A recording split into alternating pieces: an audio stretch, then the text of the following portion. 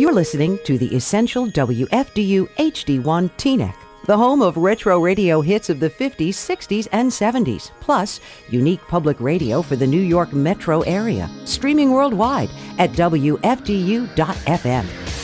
89.1. Thank you for joining Talking Points. My name is Elaine Rivers. Some 52 years ago, the Volunteer Center of Bergen County was birthed. It is now known as the Bergen Volunteer Center, and it continues its long legacy of turning caring into meaningful action here in Bergen County. I'm excited today to reintroduce to you Lynne Algrant, the Chief Executive Officer of the Bergen Volunteer Center. Why am I so excited? Well, because of all the wonderful things that are taking place at the center, and Lynne is here to tell us all about the evolution of the Bergen Volunteer Center. So welcome back, Lynne. Thank you so much, Elaine. I'm delighted to be here. Well, thank you so much for joining me once again on Talking Points to talk about the important work that is being done at the Bergen Volunteer Center. Let's start with the evolution. Tell us all about it. Certainly. Well, as many of you know, this is an interesting period of time for nonprofits. The nonprofit landscape is changing. We are facing more need, more competition for resources in order to do our work, and a period of time where I think that both the community and donors really want to see organizations that are responsive to community needs. And so in the last 6 or 7 months here at the Bergen Volunteer Center, we did some strategic looking, and then we designed a reorganization to make ourselves more agile, more nimble, and more responsive to community needs. We're still doing the great work that we've always done, but we wanted to position ourselves to be in a place where when people called and said there's a need in the community, can the Volunteer Center help, we could say yes and figure out how to do that. Well, you're centrally located here in Bergen County, which is one of the larger counties within the state of New Jersey. And certainly with the demographic shifts and changes comes the need to respond to help. Yes, Bergen County is the largest county in New Jersey with just under 1 million residents. We are also broken up into 70 municipalities, and our largest municipality is the county seat of Hackensack. We don't have a major city. And so often issues of need, issues of where services are and how they're delivered is a little bit masked, and it can be a puzzle for people.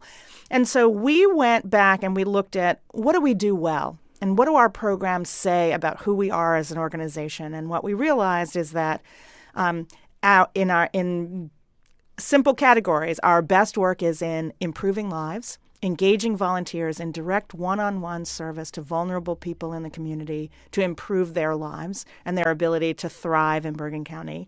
And then our other great bucket of work is strengthening community, really promoting volunteerism, civic leadership, and civic engagement, which is what makes Bergen County such a wonderful place to live and work. So we've reorganized ourselves so that we boldly state that that is what we do, and we make it easy for people to understand how we function in the community and how they can find other resources or the resources we provide through us. Albeit the evolution. Albeit the evolution, yes, yes, absolutely. So in this season of giving, what is it like to work with so many dedicated volunteers who actually give all year long? You know, Elaine, I have to tell you, we do the math at the end of every year. And we do a lot of math. We count clients served. We count grab bars installed through the chore service. We count volunteer hours. Our volunteers give over 25,000 hours over the course of the year. And if compared to a full-time staff member, 25,000 hours is the equivalent of 11 full-time staff members. That doubles my staff. Wow. And so we're a small, lean, very nimble organization that because of our effective use of volunteers, we double the impact that we can have in the community. And so what that means is that I look at chore volunteers, the Monday Van 1 crew who shows up every Monday morning, chipper as can be, ready to get their assignments, their grab bars, the tools they need, and to serve senior citizens and the disabled, making sure that they stay safe in their homes. And many of your volunteers for CHORE are retirees. It is a twofer program, we like to call it. So they are retirees serving other senior citizens. And I think that every single CHORE volunteer, and certainly their families, will tell you that being a CHORE volunteer keeps them young. And so, they get up at the crack of dawn 1 or 2 days a week to come to serve others with purpose, with passion, with compassion, and with absolute delight, because they have meaning in their lives and they're creating meaning in the lives of others. Mm-hmm. Absolutely. And is CHORE now servicing all of the communities within Bergen County? CHORE always has. It is truly the workhorse of the Volunteer Center. We've done the math, and over the last few years, we have done a CHORE experience in typically 68 out of 70 municipalities. It's a little hard for us to find somebody who needs a grab bar in Teterboro, and we haven't been called in Rockley yet, but I'm sure it will be coming soon. And so 3 vans, 5 days a week, 50 weeks a year. The CHORE crews are out there doing the hard work of keeping seniors safe. And a lot of it is safety repairs, grab bars, banisters, lighting fixtures. A lot of it are the little jobs that seniors can't get somebody to come and do for less than $100 just to show up at your house. And a lot of it is also that senior citizens actually prefer to call CHORE because they trust us. Mm-hmm.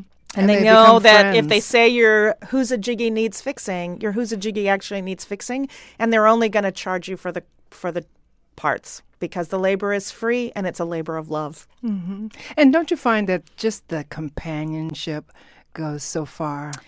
Yeah, one of the things that's really important for us to understand, I think, in Bergen County, one of our fastest growing demographics is the senior citizen population. People want to age here. You know, the days of packing up and moving to Florida or moving to North Carolina seems to be the new hot spot with younger senior citizens in Bergen County.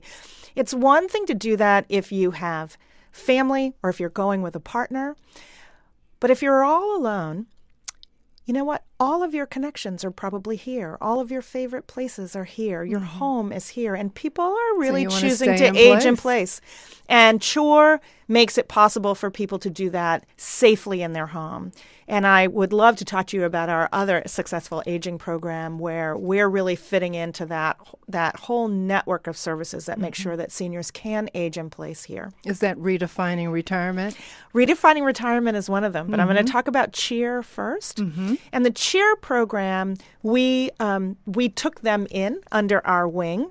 They were a longstanding program of the Visiting Homemakers organization of Bergen County. And when Visiting Homemakers, which was the nonprofit home health care aid organization, had to close their doors in April, they asked us to take in the CHEER program. And the volunteers in the CHEER program do light errands and grocery shopping for homebound seniors. And so the combination of CHEER and CHORE, which is not always easy to say, is in our evolution part of our successful aging programs. And we're really looking at how we can partner inside our organization, keep people safe, make sure that homebound seniors have groceries and the other things that they need, and a friendly visitor once a week. And how do we partner in the safety net of services that include Meals on Wheels, and that include the age-friendly coalitions and other kinds of things. So CHEER and CHORE are our piece because volunteers are at the center of both of those programs, and that's what we do at the Bergen Volunteer Center. And so for people who are aging in place in Bergen County, we will keep you safe in your home. And if you have no other family nearby and you can't really get yourself out and about, we can find a volunteer for you who will take care of those outside errands so that you can remain in your home, in your favorite place, and be there in your golden years. That's fantastic. Would you like to talk about redefining retirement at this point? I would love to. Redefining retirement is it's such a unique initiative on our part. I met an amazing woman who was retiring for the third time.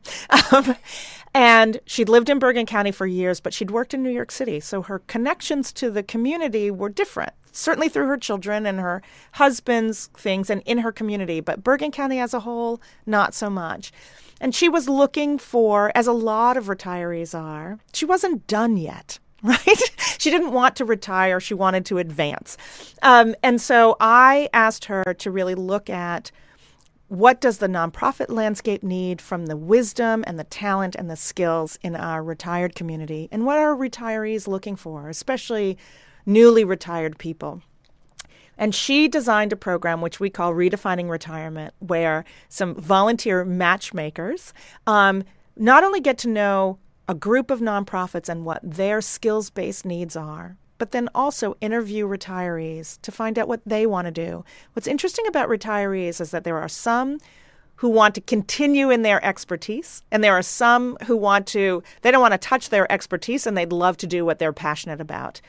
And what Redefining Retirement does is to match skilled volunteers with needs in the nonprofit community in this very powerful way. And I'm so excited about how it's taken off in just 13 months. I think that's also part of the evolution because, as you look at the chore model, it kind of started there with chore, and now it's expanded on to look at providing volunteers to other organizations. Exactly.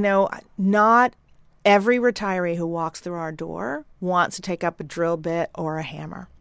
And so how do we make sure that those retirees are using their passion, their skill, their flexible time, making it meaningful and having a meaningful impact? And I have to tell you what the nonprofits are telling us about the redefining retirees when they land there.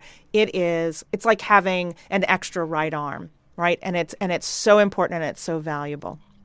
Let's now look at the other end of the spectrum, and that being families. You place a lot of emphasis on helping families become successful families. Yes, we have been in the business of providing mentors to young people who have been impacted by abuse or neglect or social isolation, and moms whose children may be at risk for abuse and neglect. And so the Mentoring Moms program and the Mentoring Youth program are long-standing programs. As part of our evolution, we've now defined that area as successful families. And I'm really charging that group to look beyond mentoring. So what does it take to be a successful family here in Bergen County? For every family, regardless of socioeconomics. And we've got a lot of work to do to really understand the landscape here in Bergen County. But I will tell you that as we've been poking around and starting to ask questions and inviting people into the conversation that we're having internally, we're discovering that the challenges are interesting, intriguing, and multifaceted. Mm-hmm. Absolutely. Mm-hmm. And so we'll continue with our mentoring programs, of course, because they are wildly successful. We have a number of school districts who are inviting us to produce school-based mentors for kids transitioning, particularly to high school. And we're looking at a model to do that in a couple of pilot programs next year. And then we're really looking at where are the other places where families, particularly families with young children, are having a difficult time navigating the beauty of suburbia with the modern family dynamics. Mm-hmm. And again, if there is a way that volunteerism can help bridge that gap, we're going to look for it, we're going to find it, and we're going to implement it in the next 18 months. That, I would imagine, is a very big piece. Where do you think you'll be heading in that direction? I'm sure you've got a sense for where there are needs. Where do you think you might be heading? So one of the places where we'd like to look, we want to look in two places right away because we've been participating in meetings, sitting at tables. Parents of young children, 0 to 4 or 5, are often caught in a very difficult situation between what the town recreation or the school board offers and what childcare affords. And so what's really going on with working families who need childcare for their working hours? And I'll just give you a quick example. In Hackensack, summer school runs from 8:15 to 11:30. Summer camp runs from 8 in the morning till 3 o'clock in the afternoon, but there's no provision to get kids from summer school to summer camp. So families who need full day coverage have to choose summer camp and not send their kids to summer school, even if their kids would really benefit But from even there's still a gap because most people work until 5. Right, exactly. Right. And so one of the things that we're looking at is how can we, through our strengthening community work, bring policymakers and decision makers to the table to say, what would happen in the city of Hackensack if summer school ran from 8 to 11:30 and camp counselors met the children at 11:30 at school and walked them over to camp and had lunch, and camp actually ran from noon to 5. And all of a sudden, families would have one drop-off spot and a different pickup spot, but they would have coverage from 8 to 5 for the low price of whatever it costs to go to day camp in Hackensack, which is actually very reasonable. We need, I think, as policymakers, to not think about what's always been done, but what do families need now? And as we're dealing with more and more immigrant families or English language learner families or others where the kids really need more schooling than our typical school calendar gives them, but their parents also need care for their children. They need their children to be in a safe place until 5 or 5:30 when they can pick them up. And I believe that a lot of communities have all of these resources. We just need to reallocate the timing of the resources. But somebody has to bring that conversation to the table because families are busy and they don't always even know what we can ask of our local governments to make life easier for us. Can I give you one other example? Sure. I have a friend who is now part of a blended family. So she is married to a man who has children from his first marriage. And their school district, and this is a family of great education and means on all sides, but that school district where the children go to school hasn't really dealt with a lot of blended families. And so some of their policies and procedures are not two-parent household friendly. Forms don't come home in duplicates, right? And it's not really designed for one parent in one household to drop off and a different parent in a different household to pick up. And so that conversation needs to happen because it's very difficult family by family to do that. And so what are the conversations that our communities really need to be having in order to be accessible and user-friendly and not have your kid be the weird kid, right? And families going through all sorts of contortions to try and make it work when in fact the schools could just make it really easy for families and help them not to feel weird. We feel weird all the time, but our kids should have a seamless experience to the best of our ability. And sometimes it's a matter of having a conversation. And I think in some of our communities, even being a divorced family is still rare enough that people are not advocating for themselves. So who should lift up those voices?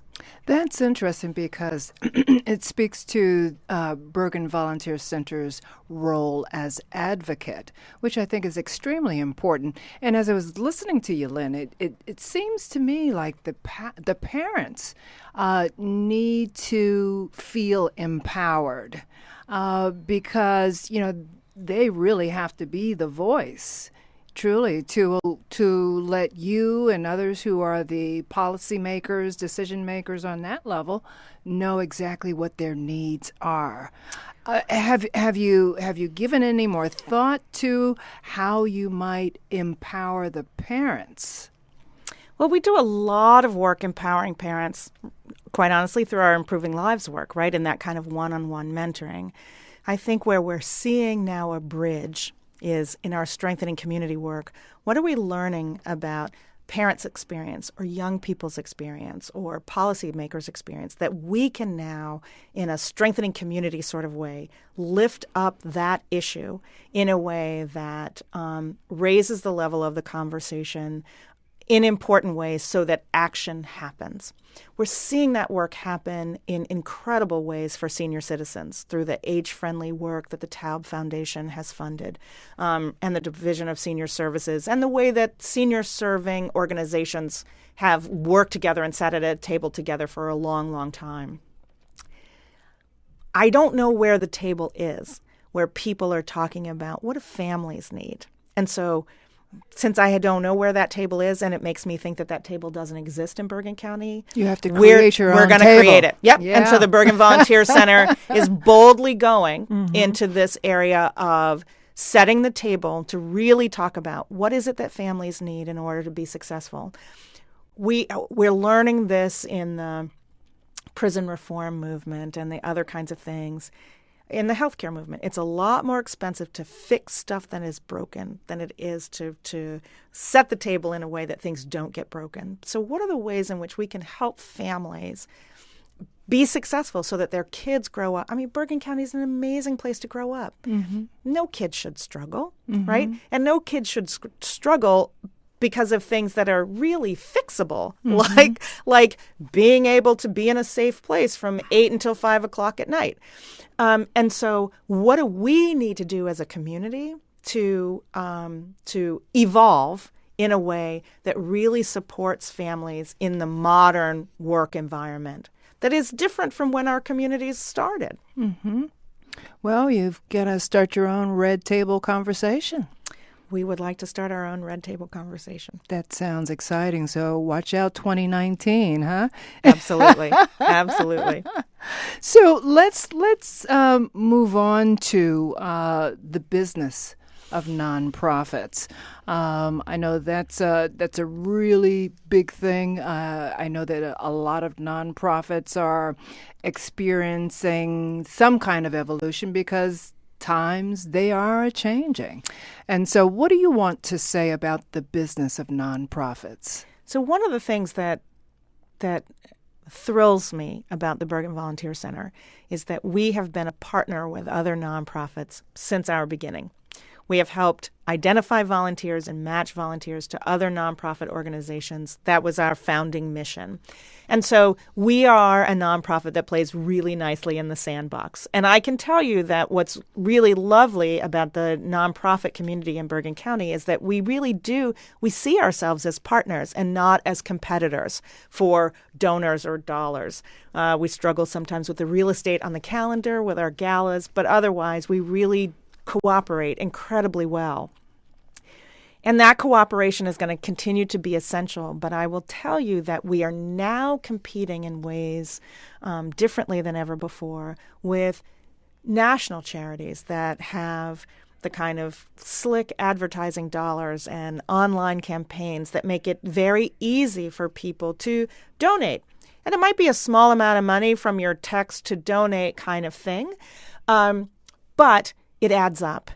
And we need to help people understand what it means to give locally, what the nonprofit community does in your local community for your friends and neighbors, and how that fits into the national and international movement.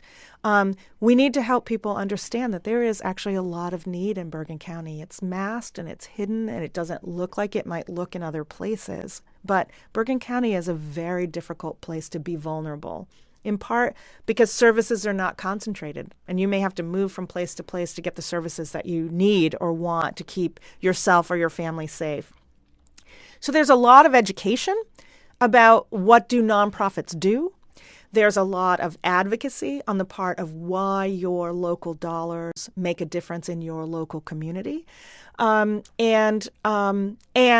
we are not, most of the nonprofit organizations in this community are not as well-resourced in development, marketing, PR, social media, to have as slick a campaign as others. And if your eye is captured by the slickness as opposed to the, where is my dollar really going to make a difference?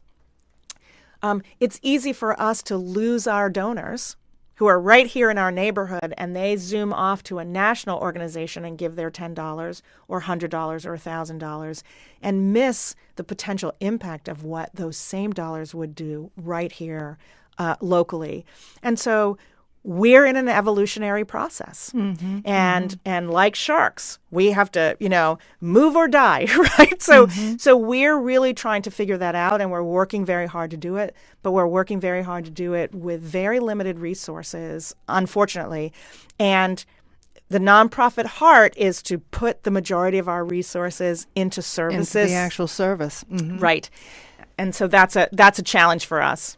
So that's very interesting, Lynne, because, as you were talking, I was thinking about the different demographics and yes, you are right. The larger organizations have the bigger dollar. But I think social media still provides a cost-effective and cost-efficient way in which to get the word out there and to even spread your net broader than in times past. Wouldn't you agree to that? And I'm wondering, and perhaps you can speak to this, the millennials. I mean, we cannot forget that demographic. I think there's an assumption that the millennials really don't want to give, but I don't think that's the case, because millennials have truly embraced community. And I think it's all in the messaging. What would you say about that?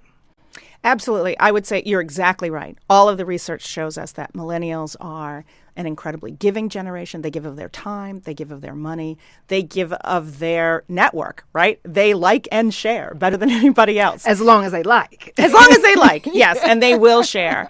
And so, yes, and I think that we have to help millennials to understand what it means to be a philanthropist. And we have to bridge our longstanding philanthropists who have been long donors who still like mail and still like to write checks, while we capture this millennial force and help them to see how the power of their one becomes multiplied over and over again, and what that impact has right here in their local community.